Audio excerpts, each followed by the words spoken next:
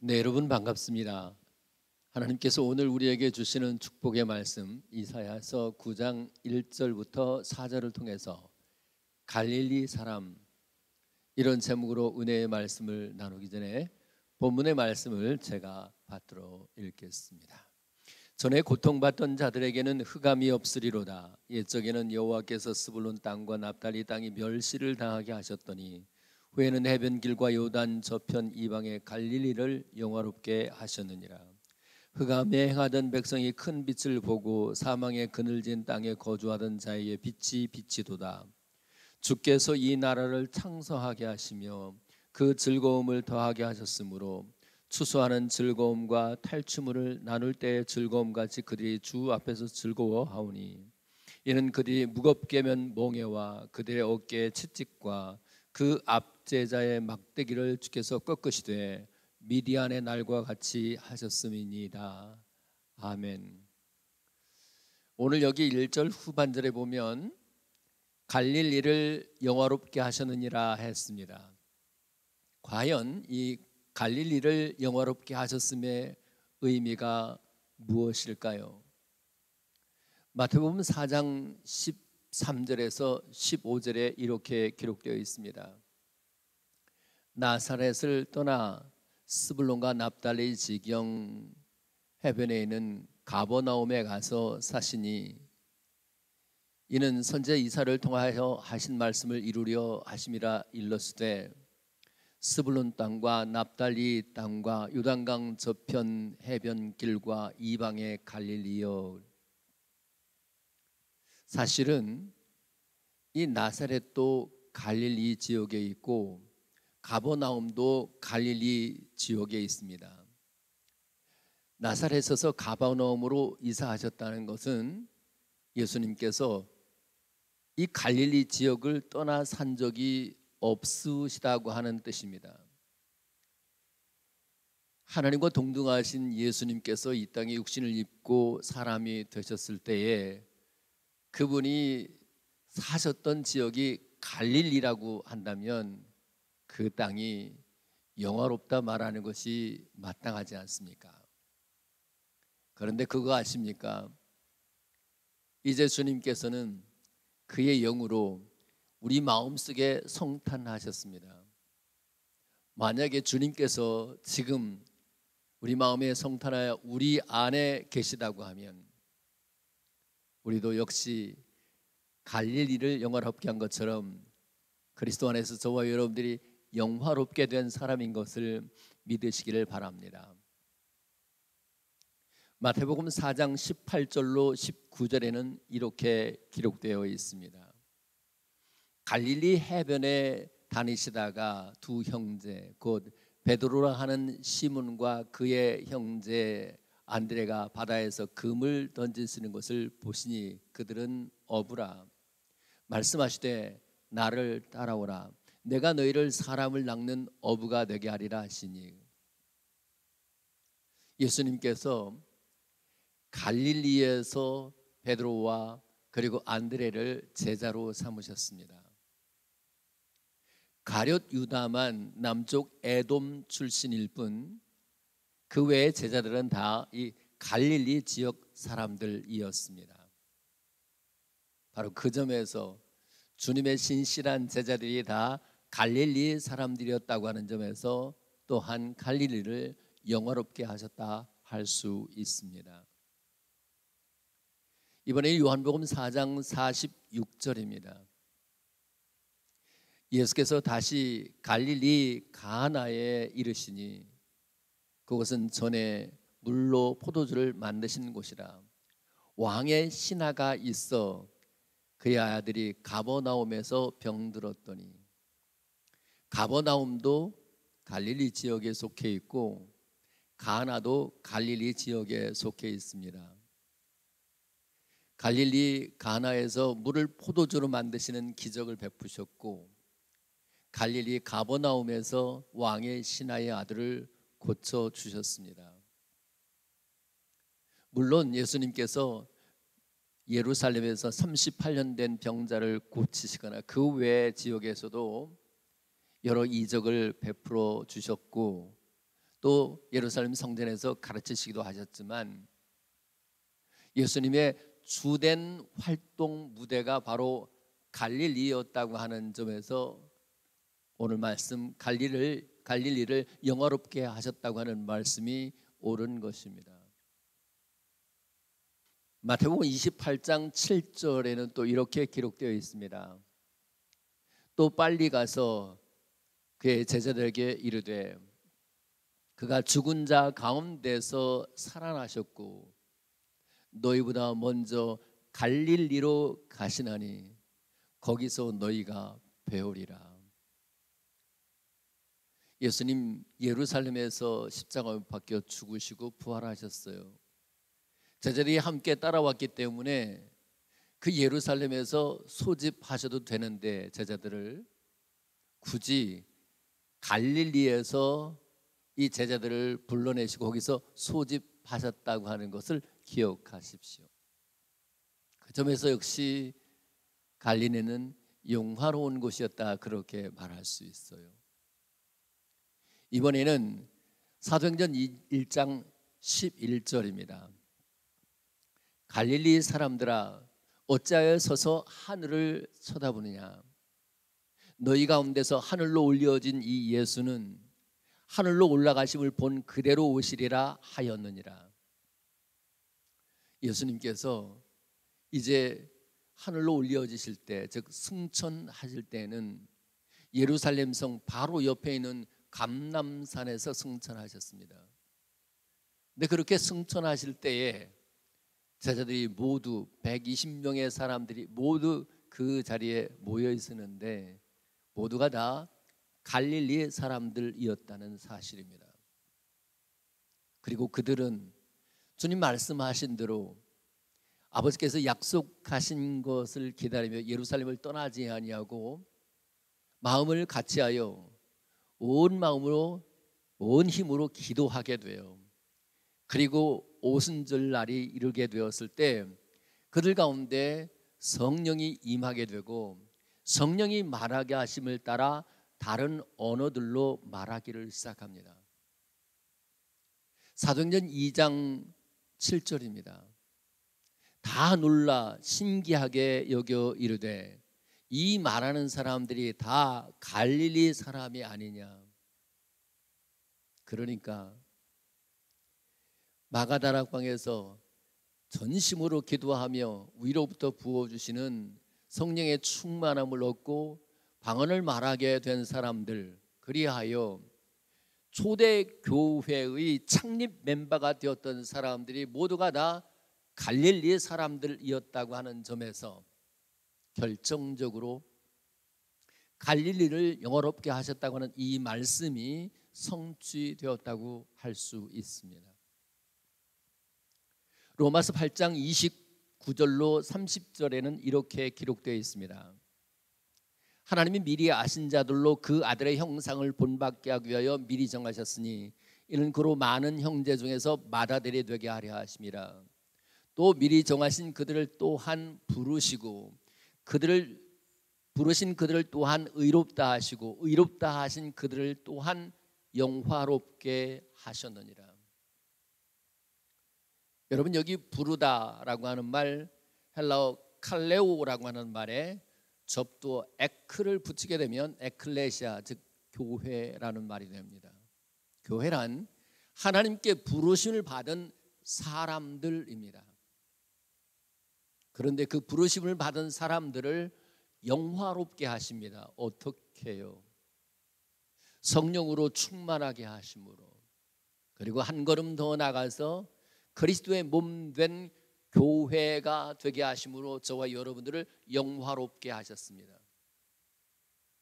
바로 그 점에서 이 갈릴리 사람들이 초대 교회가 되어 영화롭게 된 것처럼 저와 여러분들도 그리스도 안에서 갈릴리 사람들처럼 영화롭게 된 사람이라는 확신을 가지시기를 예수 그리스도의 이름으로 축복합니다. 이제 오늘 본문 1절은 이렇게 시작됩니다. 전에 고통받던 자들에게는 흑암이 없으리로다. 그 이야기는 갈릴리 사람들이 전에 고통받았던 사람들이었다는 뜻이죠. 이 고통이라고 하는 말은 히브리어 추크라고 하는 말의 분사형입니다. 이 추크는 속박당하다라고 하는 뜻입니다. 사람들에게 속박당하고 귀신에게 속박당하고 특별히 죄에게 속박당한 결과가 고통이라는 것을 알 수 있습니다. 그런데 택하심을 받아서 교회가 되어진 사람, 갈릴리 사람들은 고통에 직면하여서도 그 고통에 굴하지 아니하고 그 고통이 죄로 말미암은 것을 알 뿐만 아니라 죄인을 부르러 오시지 않고 의인을 부르러 오신 예수님께로 나아가게 된다는 거죠. 적어도 택함을 받은 사람들, 갈릴리 사람들, 영화롭게 된 사람들에게 있어서 고통은 오히려 예수님께로 나아가게 되는 발판이 된다라는 것입니다. 여러분들이 그리스도 안에서 영화롭게 된 사람이 확실하다고 하면 오늘 저와 여러분들 가운데 어떤 고통이 있을지라도 그 고통으로 인하여 주저앉지 마시고 그 고통을 발판 삼아서 예수님께로 더 가까이 나가시는 은혜가 있기를 예수님의 이름으로 축복합니다. 그리고 1절 중반절에 이렇게 말씀이 이어집니다. 옛적에는 여호와께서 스불론 땅과 납달리 땅이 멸시를 당하게 하셨더니, 여기서 멸시를 당하다라고 하는 뜻이 무엇일까요? 사무엘하 6장 22절에 이렇게 기록되어 있습니다. 내가 이보다 더 낮아져서 스스로 천하게 보일지라도, 여기 낮아져서라고 하는 말과 본문에 멸시를 당하다라고 하는 말이 똑같은 히브리어 칼랄입니다. 여러분,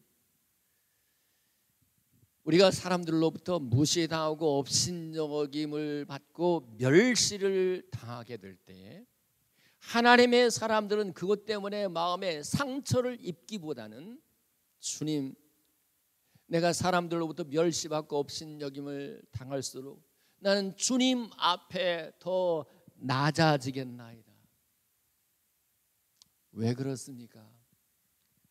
생명을 상징하는 물이 언제나 위에서부터 아래로 흘러 모이게 되는 것처럼 내가 사람들로 인하여 멸시받고 업신여김을 당할수록 그럴수록 주님 앞에서 내 자신을 낮추게 되면 낮은 곳으로 임하시는 주님의 임재가 더 충만하게 될 줄로 믿으시길 바랍니다.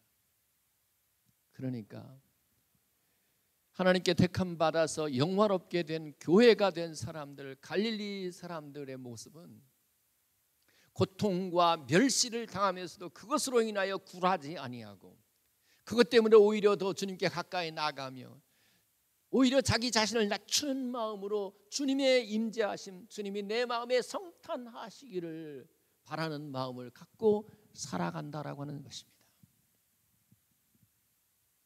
이제 오늘 본문 2절 말씀 이렇게 이어집니다. 흑암에 행하던 백성들이 큰 빛을 보고 사망의 그늘진 땅에 거주하던 자에게 빛이 비치도다. 여기서 흑암에 행하다, 어두움에 다닌다 라고 하는 뜻이 무엇일까요? 요한복음 8장 12절입니다. 예수님이 하신 말씀입니다. 나는 세상의 빛이니 나를 따르는 자는 어두움에 다니지 아니하고 생명의 빛을 얻으리라.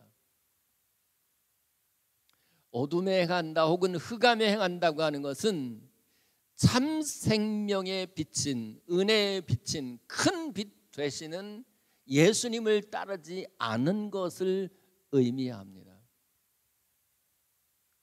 사도행전 22장 6절에 이렇게 기록되어 있습니다. 가는 중 다메섹에 가까이 갔을 때에 오정쯤 되어 호련히 하늘로부터 큰 빛이 나를 둘러 비치매. 사울에 대한 이야기입니다. 나중에 사도 바울로 칭해졌던 이 사람, 그는 바리새인 중에 바리새인이라 율법적으로 도덕과 윤리라고 하는 측면에서는 완벽한 사람이었을지 몰라요. 사람들 보기에는 빛나는 삶을 살았을지 몰라도 그는 예수님을 배척한 사람, 예수 믿는 사람을 죽이려고 하는데 앞장섰던 사람입니다. 여러분 잊지 마십시오. 제 아무리 윤리적으로 도덕적으로 착하게 사는 것 같아도 참 빛 되신 주님을 따르지 않는 사람은 흑암으로 행하는 것이에요. 물론 이제 뒤에 가서 다시 말씀드리겠습니다마는 빛 대신 예수님을 따라가게 되면 윤리와 도덕적으로 정말 바리새인과 서기관보다 더 나은 의로운 삶을 추구하게 돼요. 그러나 윤리나 도덕보다 우선해야 할 것은 우리가 참 빛, 큰 빛 되시는 예수님을 온전히 따르고 있는가. 주님을 따르지 않는다면 그는 아무리 착한 척해도 흑암에 행하는 사람, 어둠에 다니는 사람인 것을 잊어서는 안 됩니다. 자, 하나님이 택한 사울, 나중에 바울 된 이 사람에게 하나님께서 큰 빛을 보게 하십니다. 그 빛은 1차적으로 내면 우리의 마음을 비추는 빛입니다. 고린도후서 4장 6절에 이렇게 기록되어 있습니다. 어두운 데 빛이라 말씀하셨던 그 하나님께서 예수 그리스도의 얼굴에 있는 하나님의 영광을 아는 빛을 우리 마음에 비추셨느니라. 이 내면 속사람을 비추는 빛, 이 빛은 태양빛과 같지 않아요. 이 빛은 생명의 빛입니다. 이 빛이 큰 빛입니다. 이 빛이 우리 마음속에 비추어지게 되면 마음의 어두움이 사라지게 됩니다. 로마서 1장 21절입니다. 하나님을 알되 하나님을 영화롭게도 아니하며 감사하지도 아니하고 오히려 그 생각이 허망하여지며 미련한 마음이 어두워졌나니. 마음이 어두워지잖아요. 그리스도의 빛, 생명의 빛, 큰 빛을 얻지 못하잖아요. 그러면 하나님께 영광을 돌리지 아니하고 자꾸 자기의 영광을 구해요. 그리고 전혀 감사를 하지 않습니다. 사도행전 12장 21절로 23절에 이렇게 기록되어 있습니다. 헤롯이 나를 택하여 왕복을 입고 단상에 앉아 백성에게 연설하니 백성이 크게 부르되 이것은 신의 소리요 사람의 소리가 아니라 하거늘 헤롯이 영광을 하나님께 돌리지 아니하므로 주의 사자가 고치니 벌레에게 먹혀 죽으니라. 아마 그날따라 이 헤롯의 연설이 굉장히 설득력 있고 호소력이 있었던 것 같아요. 탁월한 연설을 했던 것 같아요. 근데 이 헤롯은 안 그래도 자기가 1인자 의식을, 우월 의식을 갖고 있었거든요. 근데 사람들이 이것은 신의 소리다 그렇게 칭찬을 해요. 우쭐한 마음이 있었을 거 아니에요. 아, 내가 신과 다름없어. 나는 내 분야에서 내가 제일 잘해. 설교 내가 제일 잘한다는 생각. 피아노 내가 제일 잘 친다. 내가 뭐든 내가 제일 잘한다. 이런 마음을 가지고 있을 때마다 아, 이것은 하나님의 은혜구나 하는 마음으로 하나님께 영광을 돌리지 않잖아요. 그는 헤롯과 같이 벌레에 먹혀 죽게 된다는 것을 기억해야 돼요. 무슨 말인지 알아요? 마음이 어두워지면 자꾸 자꾸 자기를 과시하고 자기를 자랑하고 싶어요. 잘난 체하고 싶어요. 여러분 어떻습니까? 또 하나 마음이 어두워지게 되면 감사하는 마음이 없어져요. 로마서 6장 17절에 이렇게 기록되어 있습니다. 감사하리로다. 너희가 본래 죄의 종이더니 너에게 전하여 준 바 교훈의 본을 마음으로 순종하여. 이때 감사하리로다라고 하는 이 단어가 은혜라고 하는 말과 똑같은 히브리어 카리스예요. 헬라어 카리스, 미안해요. 헬라어 카리스. 그러니까 하나님 나의 나된 것이 다 하나님의 은혜라고 하는 것을 알면 뭐든지 감사하게 되어 있어요. 근데 재밌는 것이 뭔지 아십니까? 베드로전서 2장 9절입니다. 부당하게 고난을 받아도 하나님을 생각함으로 슬픔을 참으면 이는 아름다우나. 이때 아름답다라고 하는 단어 역시 감사 그리고 은혜라고 하는 말과 똑같은 헬라어 카리스예요. 무슨 말인지 아세요? 깜깜한 곳에서는 어떤 아름다움도 순간에 무색해져요. 그러니까 마음이 어두워지면 하나님의 은혜가 얼마나 아름다운 것인지 느껴지질 않고, 그러니까 감사가 안 되는 거예요. 그런데 놀랍게도요, 큰 빛 대신 예수 그리스도의 빛이 내 안에 비추어지게 되면 내게 베푸신 은혜가 얼마나 큰지, 그것이 얼마나 아름답게 보여지는지 그저 감사할 것들 뿐이에요. 그런데 마음이 어두워지면 자꾸 원망하고 불평을 하게 돼요. 이제 로마서 13장 12절로부터 14절에 이렇게 기록되어 있습니다. 밤이 깊고 낮이 가까웠으니 그러므로 우리가 어둠의 일을 벗고 빛의 갑옷을 입자.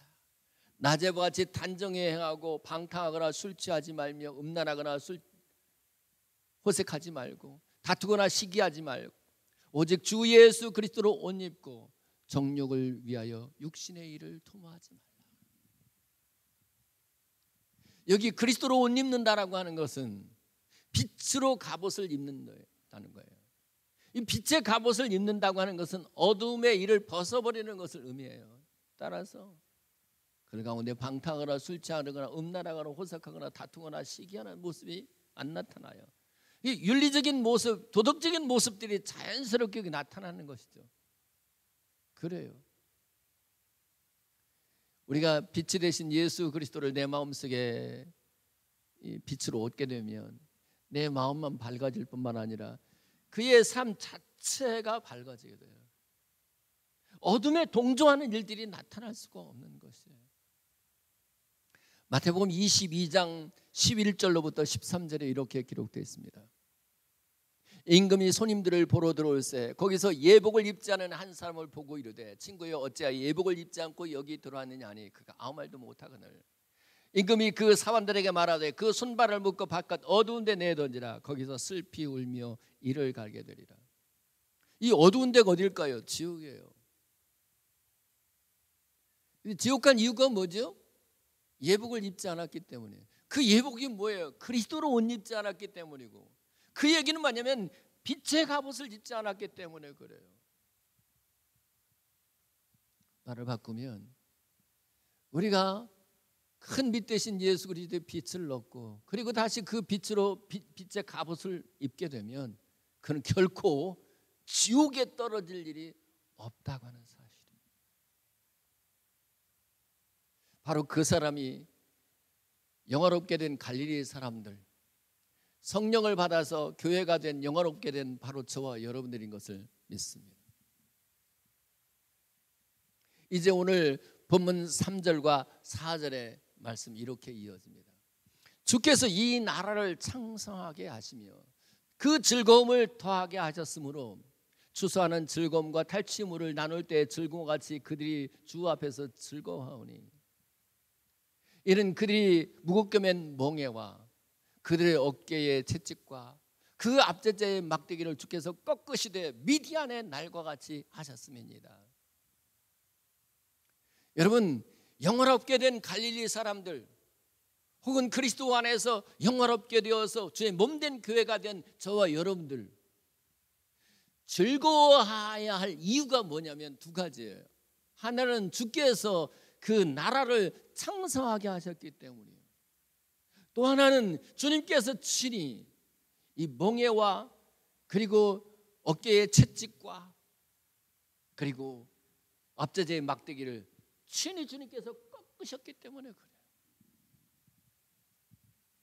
여러분, 그 나라를 창성하게 하신다고는 말은 무슨 뜻일까요? 주님이 우리 마음속에 아버지의 나라를 이루셨어요. 누가복음 17장 21절 또 여기 있다 저기 있다고 못하더니 하나님의 나라는 너희 안에 있느니라. 우리 마음속에 있는 하나님의 나라를 우리가 죽어서 들어가게 될 천국뿐만 아니라 가기 전에 우리 마음속에 하나님의 나라를 이루시는데 우리 속에 이루어지게 될 그 하나님의 나라는 창성하게 된다는 거예요. 이 창성하게 되다라고 하는 말의 의미가 무엇일까요? 창세기 43장 34절입니다. 요셉이 자기 음식을 그들에게 주되 베냐민에게는 다른 사람보다 5배를 주매 그들이 마시며 요셉과 함께 즐거워하였더라. 여러분, 이 요셉의 형제들은 요셉에게 있어서 원수와 다르지 않아요. 이 요셉을 애굽에 팔아버린 장본인이거든요. 그래서 용서해 주는 것만도, 목숨을 그들에게 살려주는 것만도 은혜인데 총리의 관저에서 총리가 먹는 음식을 먹게 됐다는 것은 격이 같아졌다는 뜻이죠. 그야말로 은혜 위에 은혜를 더한 거예요. 근데 베냐민에게는 다른 사람보다 5배를 더 주었대요. 이 5이라고 하는 숫자가 은혜를 상징하거든요. 그러니까 은혜 위에 은혜를 더해 주는 모습이 5배를 더해 주는 것인데 놀라운 것은 여기 주다. 요셉이 자기 음식을 그들에게 주되 혹은 5배를 주매, 이 주되라고 하는 단어가 은혜로 주는 것일 텐데 이 주다라고 하는 단어가 바로 창성하게 하다라고 하는 말과 똑같은 히브리어 다바입니다. 그러니까 주님이 우리의 마음속에 아버지의 나라를 이루시고 창성하게 하신다고 하는 것은 주시되 풍성한 은혜를 주시는 거예요. 은혜를 베풀어 주시는 거예요. 이 5이라고 하는 숫자가 특별히 은혜를 강조하는 숫자죠. 사무엘상 17장 40절입니다. 손에 막대기를 가지고 시내에서 매끄러운 돌 5을 골라서 자기 목자의 제구 곧 주머니에 놓고 손에 물매를 가지고 블레셋 사람에게 나아가니라. 다윗에 대한 이야기인데 다윗이 블레셋 사람 골리앗과 싸워서 자기 힘으로 이겼나요? 하나님이 은혜로 이겼거든요. 그 은혜를 상징하는 것이 바로 돌 5이에요. 레위기서 26장 8절에 이렇게 기록되어 있습니다. 너희 5이 100을 쫓을 것이며 그래요. 5이 어떻게 100을 이겨요? 그런데 그 5이라는 숫자가 하나님의 은혜이기 때문에 하나님의 은혜가 우리 마음속에 충만하게 되면 모든 죄를 이기고 사탄의 세력을 이기고 세상을 이길 수 있다라는 거예요. 우리 자기 자신과의 싸움에서 이길 수 있다라는 거예요. 레위기서에 보면 하나님께 제사를 드리는 모습이 5가지예요. 번제, 소제, 화목제, 속건제, 속죄제. 왜 예배 형태가 5개로 되냐면 하나님 예배를 통해서 하나님이 우리에게 하늘로서 오는 은혜를 주신다라고 하는 뜻이에요. 우연일까요? 이 손가락이 5이에요. 그런 말이에요. 하나님이 우리에게 은혜를 베푸시면 우리의 손으로 하는 일이 다 아름답게 된다라는 거예요. 은혜롭게 된다는 거예요. 발가락이 다섯이니까 우리가 걷는 걸음마다 다 은혜롭게 하신다는 거예요. 바로 그것이 주께서 이 나라를 창성하게 하심의 은혜예요. 우리에게 은혜를 주시되 은혜 위에 은혜를 더해 주셔서 여호와는 나의 목자시니 내가 부족함이 없습니다. 풍성함을 가지게 될 때 그때 나타나는 증거가 즐거움이에요. 영화롭게 된 갈릴리 사람들, 영화롭게 된 저와 여러분들은 이 하나님의 풍성한 은혜로 인하여 날마다 즐거워하고 기뻐하며 살게 될 줄로 믿습니다. 또 하나는 주님께서 친히 무겁게 맨 멍에와 어깨의 채찍과 그 압제자의 막대기를 주님이 친히 꺾으시는데 미디안의 날과 같이 하신대요. 여러분 기드온이 미디안 사람들과 싸움을 할 때 몇 명을 가지고 이겼습니까? 불과 300명이에요. 그런데 기드온의 300명 용사가 그들을 이긴 것이 아니고 하나님이 그들을 꺾으셨다는 거예요. 하나님이 함께 하심으로 승리하고 이기게 하셨다는 거예요. 바로 그것 때문에 영화롭게 된 갈릴리의 사람들은 마음속에 즐거움을 가지는 거예요. 하나님이 나의 힘이 되시고 하나님이 나의 능력이 되시기 때문에 나는 반드시 이긴다. 무엇보다도 내게 무겁게 맨 멍에를 주님이 대신 져주세요. 수고하고 무거운 짐진 자들아 다 내게로 오라. 내가 너희를 쉬게 하리라. 마음에 쉼이 있고 안식이 있는 사람들의 간증이 바로 즐거움, 기쁨입니다. 이제 말씀을 맺습니다. 주님께서 갈릴리를 영화롭게 하신다고요.